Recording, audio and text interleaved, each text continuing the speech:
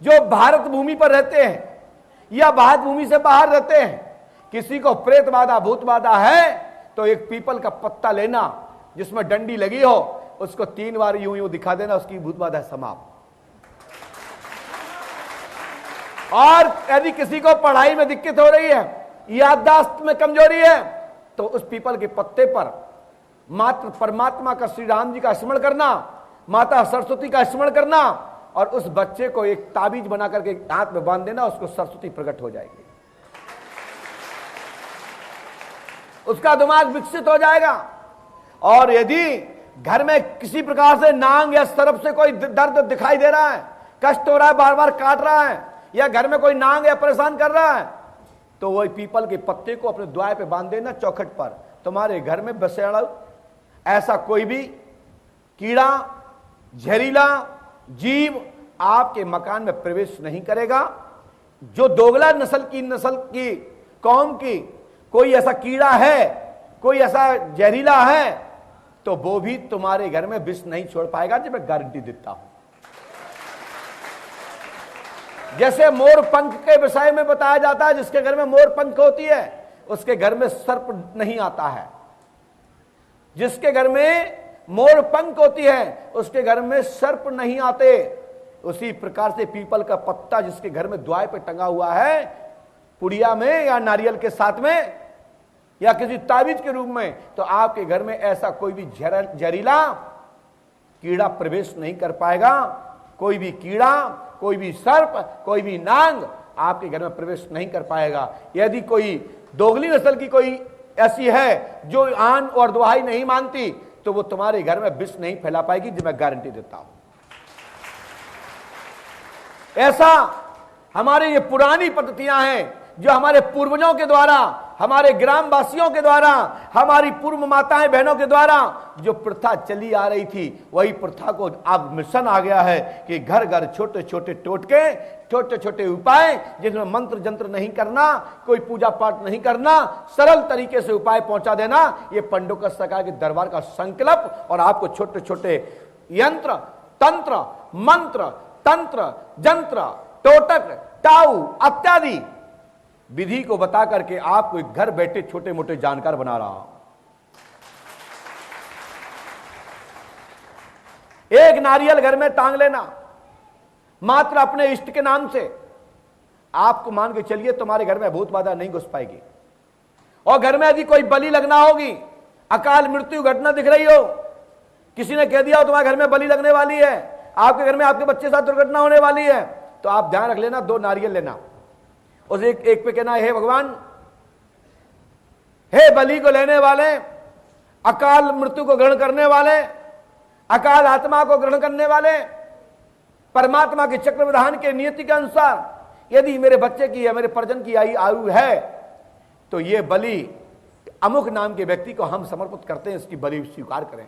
और तत्काल में अमुक पुरुष के नाम से उसका हाथ लगवा करके उसको तोड़ दें, आपके घर की दुर्घटना टल जाएगी। ये कई जानकार लोग इसका फायदा उठा रहे हैं।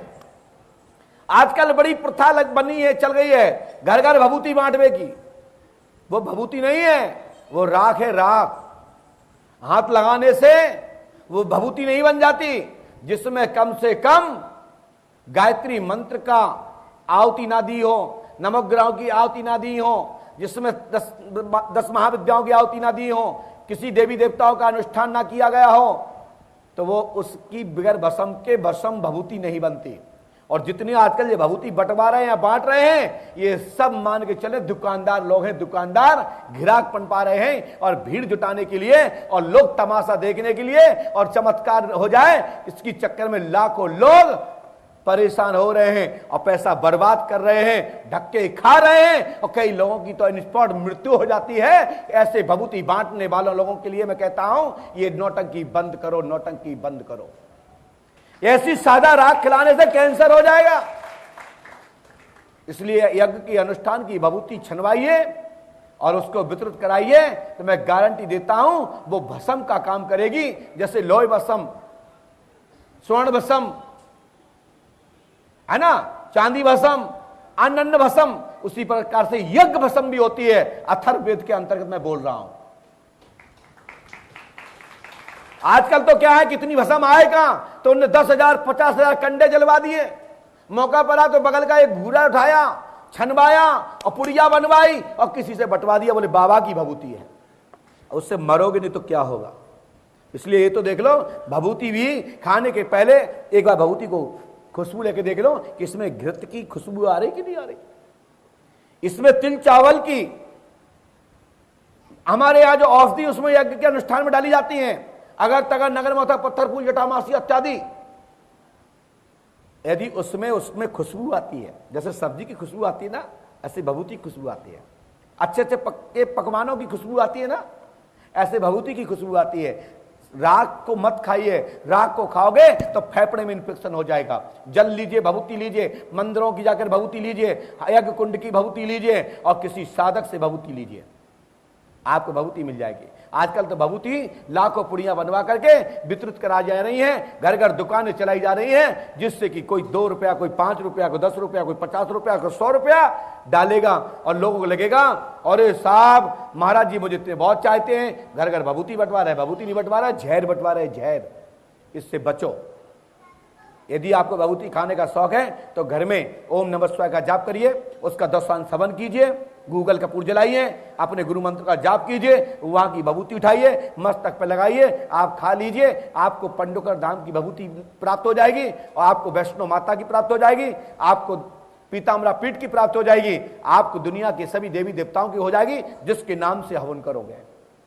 उससे बड़ी कोई भभूति नहीं है।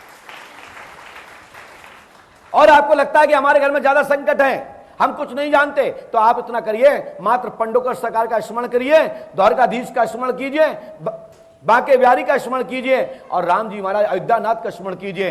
बांके बिहारी का नाम लेते हुए, हनुमान जी का नाम लेते हुए, बाबा शंकर का नाम लेते हुए, माता पुष्पावती का स्मरण करते हुए आप तो एक नारियल घर में रख लीजिए, साक्षात आपके घर में इष्ट का पदार्पण हो जाएगा। ऐसा नहीं दुकान से नारियल लिया और रख लिया, बोले बाबा हनुमान जी इसमें आ जाए। हनुमान जी ऐसे नहीं आते हैं। श्रद्धा भक्ति से उनका आह्वान कीजिए और ध्यान करके चिंतन मनन करते हुए परमात्मा का आह्वान कीजिए और कहिए प्रभु आप इस नारियल पर आकर का अपना स्तन ग्रहण करें और अपने पूजा घर में रख दीजिए। मैं गारंटी देता हूं कि आपका अनुभव सामने आने लगेंगे, आपकी पूर्वज अत्याधिक खुश हो जाएंगे और आपके घर की बाधा खत्म हो जाएगी। जो मैं जितना उपाय बता रहा हूं सरल बता रहा हूं। बोलिए श्री हनुमान जी पंडोखर सरकार की। जब भी मंदिर में जाते तो इस तरह से हाथ करने चाहिए, हे हनुमंतलाल जी महाराज, पंडोकर सरकार, राम जी महाराज, हम आपकी शरण में आए हैं। और जो माताएं बहनें हैं वो झोली पसारते हैं, जो भाई लोग हैं कुर्ता शर्ट को उठा लें और कहें भगवान मैं तो भिखारी हूं, मैं तो आपकी शरण में आया हूं, बस कृपा करें, यदि मेरी समर्था हो तो इसमें भीख डाल दें, अन्यथा कृपा करें, हमें कुछ नहीं चाहिए, हमें तो आपकी शरण चाहिए। और जब शरण प्राप्त हो जाएंगे तो भीख की आवश्यकता नहीं पड़ेगी, आपको माला माल का एक कोठा मिल जाएगा, खजाना मिल जाएगा।